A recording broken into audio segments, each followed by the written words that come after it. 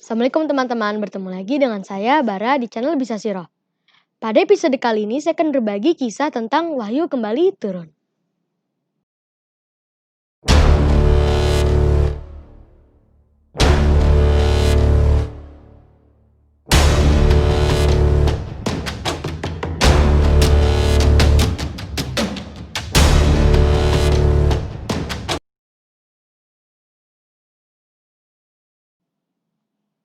Pada episode sebelumnya saya sudah berbagi kisah tentang Muhammad diangkat menjadi Rasulullah.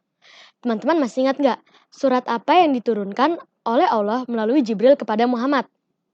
Ya, jawabannya adalah surat Al-Alaq ayat 1 sampai 5. Nah, pada episode kali ini saya akan berbagi kisah tentang wahyu kembali turun. Terputusnya wahyu ini membuat ketakutan Muhammad berkurang. Bahkan ia menjadi semangat untuk menerima wahyu lagi. Muhammad terus menanti akan turunnya wahyu kembali. Akhirnya penantiannya pun tiba. Jibril mendatangi Muhammad pada saat Muhammad sedang menyendiri di Gua Hiro. Begini ceritanya teman-teman. Pada suatu saat Muhammad selesai menyendiri di Gua Hiro. Ia pun bergegas turun dari Gua Hiro untuk kembali ke Mekah. Di suatu lembah ia seperti mendengar ada yang memanggil namanya. Kemudian beliau menengok kiri, kanan, depan dan belakang. Namun ia tidak dapat melihat dari mana sumber suara tersebut.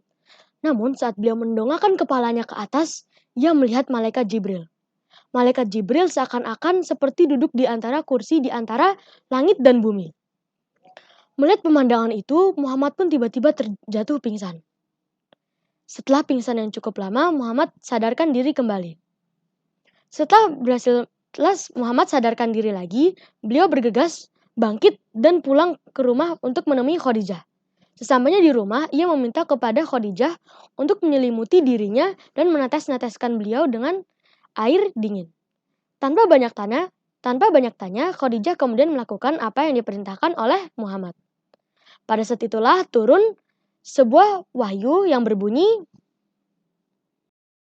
Wahyu tersebut adalah Quran Surat Al-Mudassir ayat 1 sampai 5 yang berbunyi A'udzu billahi minasyaitonir rajim.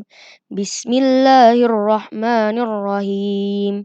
Ya ayyuhal muddassir kum fa'anzir wa rabbaka fakabbir wa siyabaka fatahhir warrujza fahjur. Yang berarti dengan menyebut nama Allah yang Maha Pengasih lagi Maha Penyayang.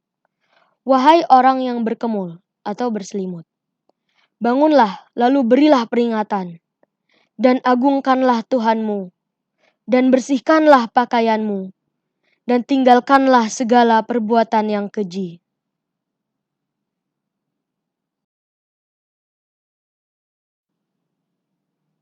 Setelah itu, wahyu turun secara teratur. Begitulah kisah turunnya wahyu kembali. Insya Allah pada episode berikutnya saya akan berbagi kisah tentang dakwah Nabi Muhammad secara sembunyi-sembunyi.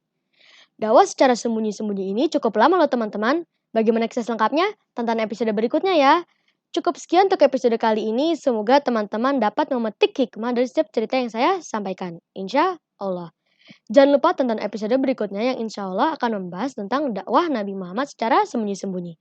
Semua yang benar datang dari Allah, sementara semua yang salah datang dari kesalahan saya. Mari kita akhiri pertemuan kali ini dengan membaca doa kafaratul majlis. Subhanakallahumma wa bihamdika asyhadu an la ilaha illa anta astaghfiruka wa atubu ilaik. Assalamualaikum warahmatullahi wabarakatuh.